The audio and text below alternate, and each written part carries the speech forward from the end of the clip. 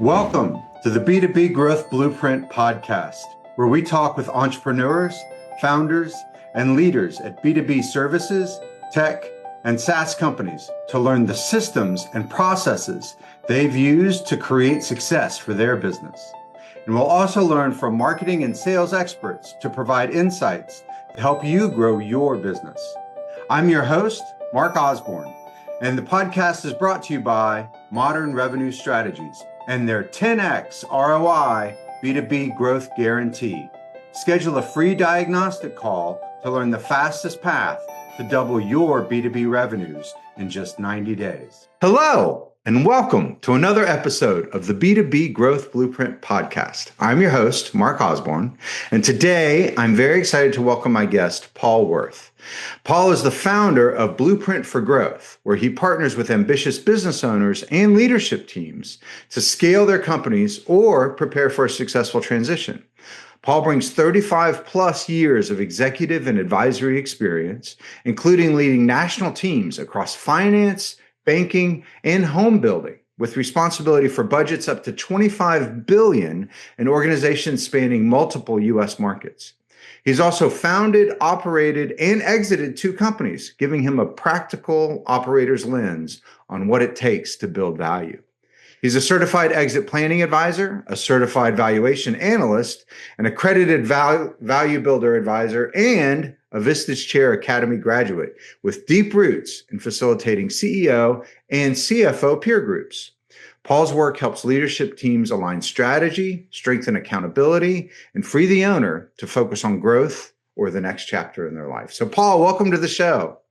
Well, I'm excited to be here, Mark. Thank you very much. Yeah. So you've obviously done a lot of things. Why don't you give our audience a little bit of a picture of sort of your story? What were the twists and turns that brought you through business to where you are today?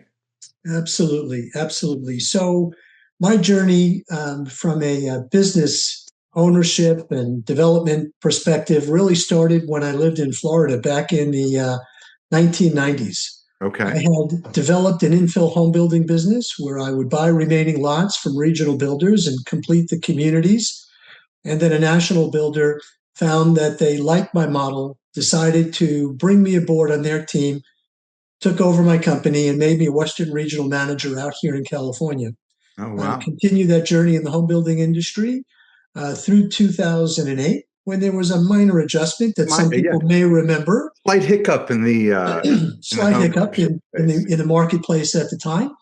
And I really did some soul searching to determine what is it that I truly want out of my life and out of my career. And I started down the track of facilitating peer groups, CEO peer groups, first with an organization called the Edward Lowe Foundation.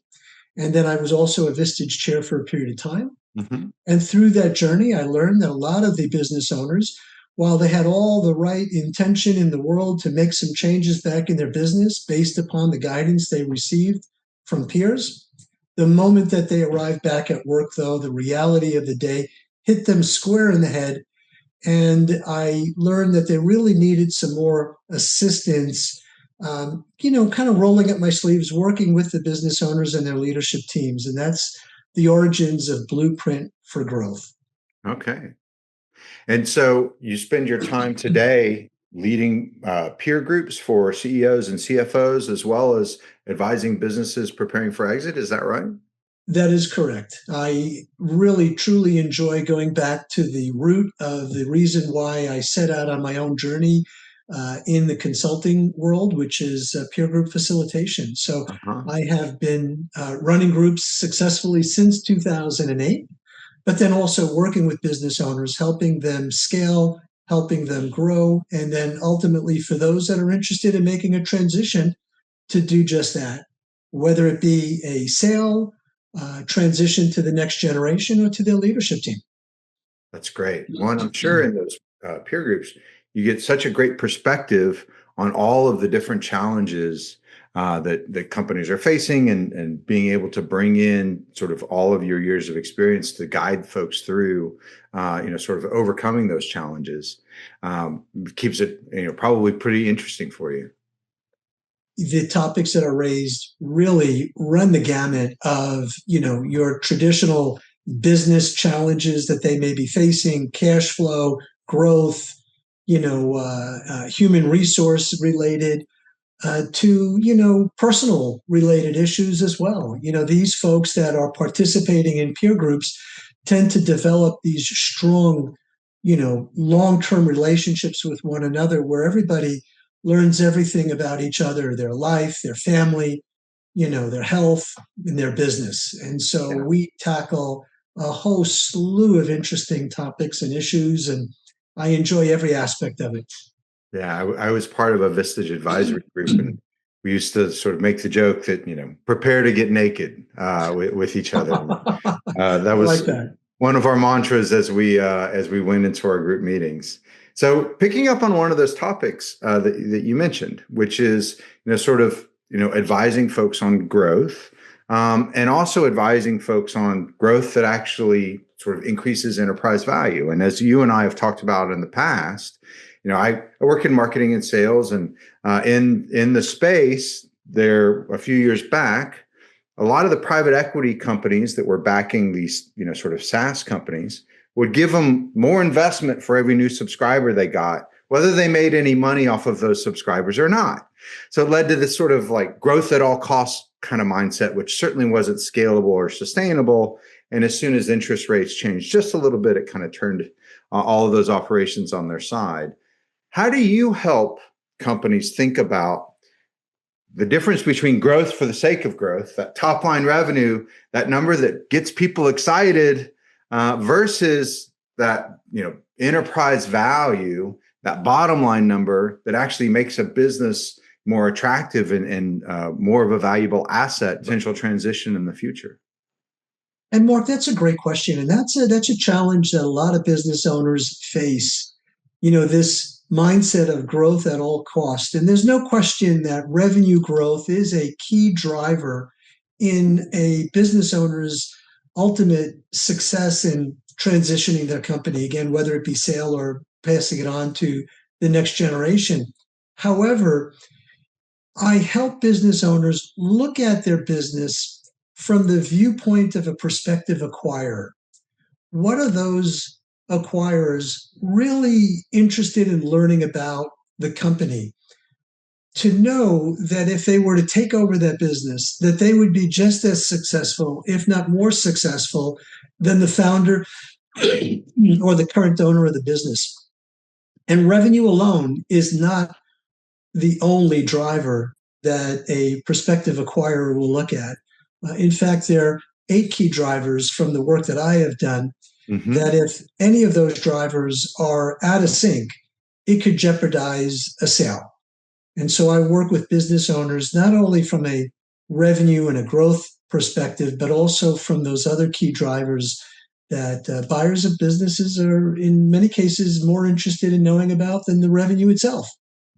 Interesting. And so what are some of those drivers that you see be particularly powerful in making a business more attractive to a potential buyer, or even sort of more fundable for investment or recapitalization? Yeah. So when looking at it from the viewpoint of a buyer of a business, they're obviously going to look at the financial performance of the organization. They're going to look at the trajectory of growth. What is the likelihood that this company will continue to grow at its current pace, and if not, even stronger? We also look at, the dependency on any one customer or any one employee or any one vendor as well. When there's too much customer concentration with your highest valued customer, that's a red flag for a business. And so usually we want to see no more than 15% customer concentration at your highest level, and preferably no more than 25% customer concentration, let's say with your top 5 or 10 customers, depending upon the type of business that you're in. And so we work to figure out how do we improve those ratios, not necessarily by stop doing business with the top customer, but how do we spread the wealth to more customers? Cash flow is also a critical component that a buyer of a business is going to look at. It's not just the fact that you're generating revenue, but how are you managing your cash? Is it flowing out the back door as quickly as it's coming in? And if so, that's something that we need to work on. Recurring revenue is another aspect of what makes a business valuable. And the higher the percentage of the revenue in the business that is recurring will produce a higher multiple for the business upon sale. Also, from a marketing standpoint, how unique is your product or service in the marketplace? If it's standard, commoditized, and you're not differentiating what it is that you do better than your competition, the market is going to, hurt, that situation. Customer satisfaction. It's very important that, as a buyer of a business, they know that your customers are happy and that they'll continue to do business with you post-exit. And then the last and often most critical component is something I refer to as owner dependency. Yeah. How closely entwined are the day-to-day operations to that of the owner? Can the owner take a vacation without getting phone calls from everybody in the company or from their customers? And if the answer to that is no, that's a problem. Yeah. No one wants to inherit or to purchase a job. Yes. They want to purchase a business that can operate. And it's so interesting as you're speaking, a lot of those things are related to sort of marketing and sales, revenue systems, which is where we spend a lot of our time. And so often we see that, when people think about marketing and sales or revenue, they think about sort of like big splashy things like, let's redo the logo or find a new tagline or relaunch the website. But so many of the things that you talked about are maybe a little less, flashy, a little less sexy, but much more important for increasing that enterprise value, that transferability of the business, the attractiveness of that business to a potential acquirer. And also the thing that sort of stands out is so many of them are things that are not related to that first sale. And again, you were talking about the importance of, growing that top line revenue, but also the importance of growing that EBITDA. We see that the systems that happen after that first sale on how do we cross-sell to decrease that dependency on just a few customers by getting those middle tier customers at a higher level? How do we create recurring revenue opportunities with those customers, whether it's just changing the product mix or pricing to have subscription models versus one-time fees and all those things? How do we improve the satisfaction of those customers so that they're likely to repeat with us? And so often those things are sort of overlooked as, well, that the business just runs and those things happen, versus creating the systems and processes that ensure that they happen. And you raised great points there, Mark. There's a gentleman by the name of John Warlow who wrote a book called Built to Sell. Yeah. And one of his sayings is there are riches in the niches or niches, however you want to pronounce that. And the meaning behind that is that in the way that I bring that concept into my relationships with my clients as it relates to marketing, and perhaps similar to the work that you do, is that I help them determine who is their ideal customer, their ideal client. So often business owners chase shiny objects. An opportunity presents itself over here. Let's commit our resources to delving into that. And then another shiny object appears down the road. They recommit their resources somewhere else. And as a result of that, they're chasing dollars all over the place, but they haven't yet truly defined who is their ideal target market, where one, they enjoy working with those customers, they make good revenue working with them, and they can do so in a way in which it doesn't commit all of the resources to draining their energy. That's right. And so helping them define their ideal customer, and it may be a more narrow niche in terms of what aspect of their industry that they're focused on, but if they're able to do that, not only are they able to utilize their resources more efficiently, but they're also able to attract unique strategic acquirers who may look to them because they have a deficiency in attracting that particular niche of a customer. Yeah, such a great point. And as you say, we work with folks all the time that they're so resistant to, well, I don't want to turn anyone away. Right. Instead, what we find though is that when you really focus in on a niche or niche, however you want to say it, you can command a higher premium because now you're an expert in a particular area. And just as you say, now you can build processes that are specific to serving that type of customer with that type of problem, which allows you to get more efficient, which allows you to have further expertise, which actually allows you to charge even more. So it's like a virtuous cycle that really, raises all tides, or the tide raises all ships when you make that focus and you make that commitment. And oftentimes too, we find that just as you say, they actually enjoy it more because they can build that expertise.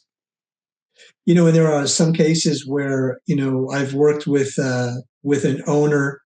We helped right their ship. We helped create those systems and the structure for the business to operate more independently of themselves, where initially their intent was to sell. Mm-hmm. They decided that, gosh, this is a great setup, and right. I'm going to keep going for a couple more years now. Well, it's and one of my friends was recently selling their car, and so they went and had it gorgeously detailed. So before they, took it, and they're like, now that it's in such great shape, I don't want to get rid of it. And the same thing is true about the business. You're like, why didn't we do this before? Yes. It's been operating for so long. Sort of leads to, another topic, which is you talked about those drivers of value, the business more attractive. What are some of the, sort of pitfalls or things that maybe people aren't expecting that are actually, potentially killing the value of their business, either that they're not aware of, or, that's the sort of the flip side of the coin of those drivers of value, or maybe even things that they think are, sort of positive? Yeah. And that's also a great question, Mark. And, so when I do my initial assessment with a client, there are things that I look for that are signs as to whether or not the work that we do together will be successful.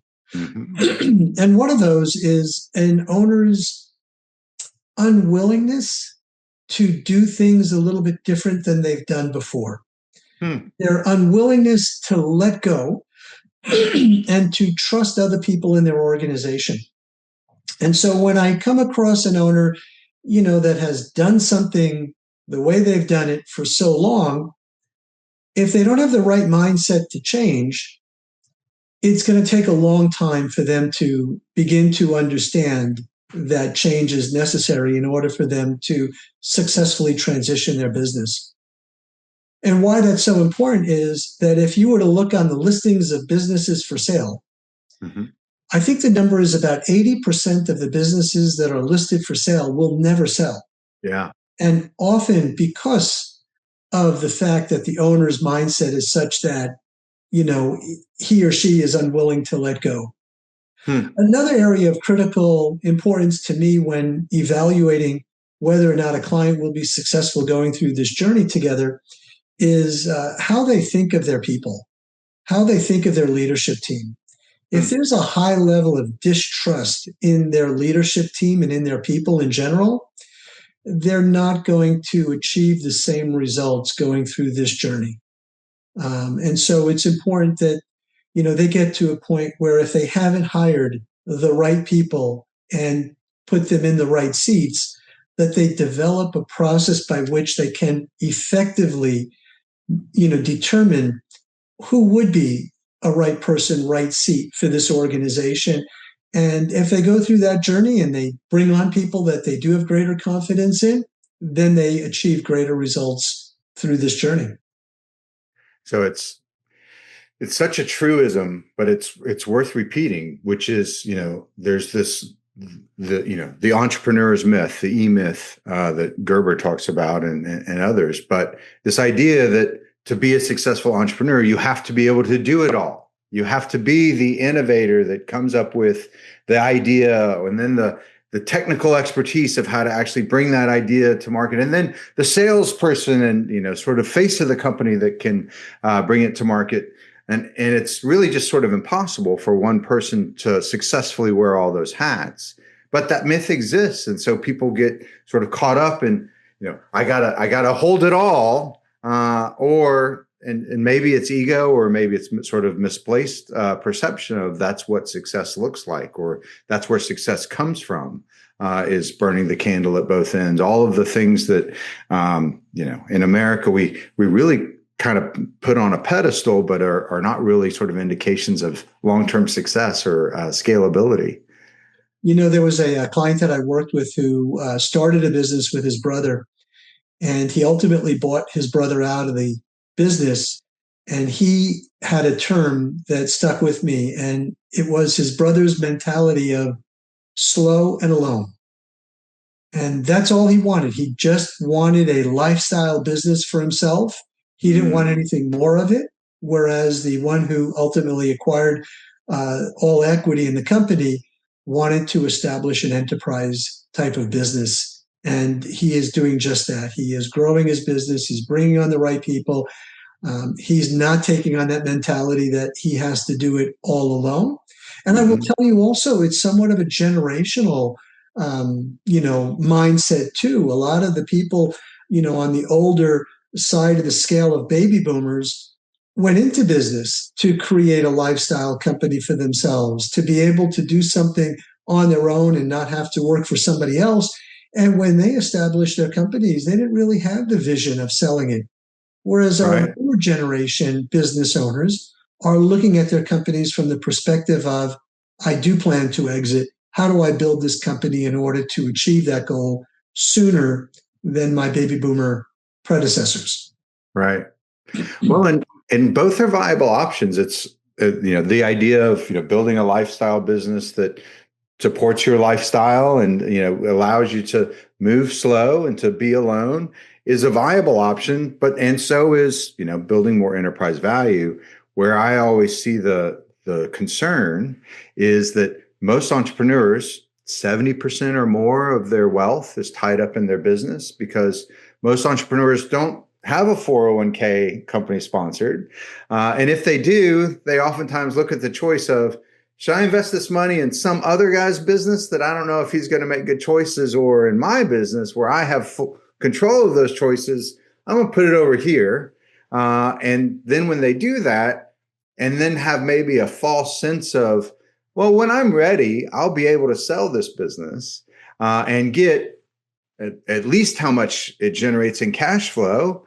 But as you said, 80% of the businesses that list never actually sell, which is a startling and really sort of shocking statistic. If 70% of an entrepreneur's wealth is tied up in their business and 80% of those businesses won't sell, you need to have a really clear understanding of, are you building something that is you're just gonna close down doors and that's fine because it's created the lifestyle for you, or are you expecting some payday at the end, which may not actually come if you're not building it that way? You're absolutely correct. Yeah. And I think it's interesting how eye-opening it is that people, sort of operate with these false assumptions of what their business is worth, without ever having done some formal valuation. They just sort of assume, well, I generate $1 million a year and it's a good life for me. And so I'm sure that someone else would buy it for $1 million because then they can go run it for however long, but it's just really not true. And there's a lot to be said about, what a business owner thinks their business is worth without ever getting a valuation done. And there are multiple reasons why a business owner may look to get a valuation done. Maybe they're looking to bring on a partner. Maybe they're looking for financing, things of that nature.